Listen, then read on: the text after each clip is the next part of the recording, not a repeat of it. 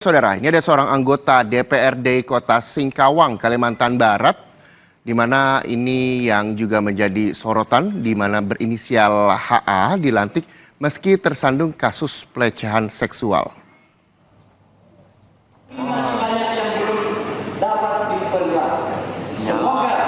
Kasus HA sendiri dilaporkan sejak Juli silam oleh orang tua korban. Dalam proses penyidikan, HA kemudian ditetapkan sebagai tersangka pada penghujung Agustus kemarin. Melalui pengacara, HA membantah telah melakukan pelecehan pada korban dan menganggap penetapan status tersangka tersebut terlalu prematur. Pihak HA meminta agar penyidik Polres Singkawang untuk menantikan hasil dari gelar perkara khusus di Bareskrim sebelum mengambil tindakan hukum lebih lanjut. Pak Haji, soal kesehatannya Pak Haji. Silakan sama foto-fotonya.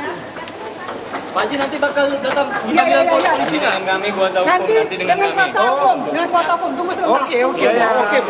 Ada beberapa hal yang perlu kami jelaskan bahwa perkara ini sudah melalui gelar perkara khusus di Wasidik Bareskrim Mabes Polri. Tentu kita juga masih menunggu putusan dari petunjuk dan arahan dari Kabareskrim. Sehingga sejak telegram rahasia dikirimkan dari Karo Wasidik, itu tidak boleh ada upaya atau tindakan hukum apapun dari Polres Singkawang. Kita memiliki dua langkah ya. Langkah pertama, langkah internal. Kita akan menyelesaikannya secara internal.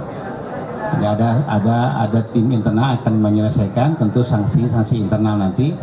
Saat yang sama juga selain mekanisme internal, penyelesaian kita adalah juga kita tentu menjalankan menghormati mekanisme hukum positif yang berlaku.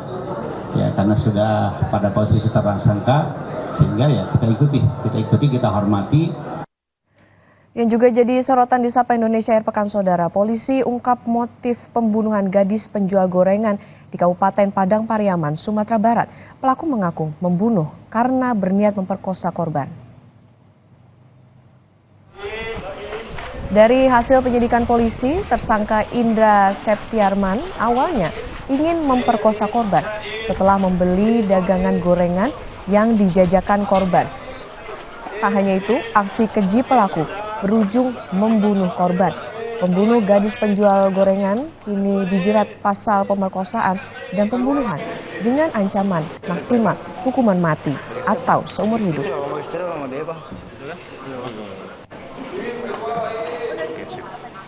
Bersangkutan ada ingin memperkosa, bahkan tidak ada niat ingin membunuh, tapi akibat dari itu kemudian tersangka melakukan perkosaan dan akhirnya menyeret korban dan luka-luka yang ada di tubuh korban itu dugaannya memang dari seretan itu karena jaraknya cukup jauh dan dia melakukan sendirian, itulah yang berakibat kematian.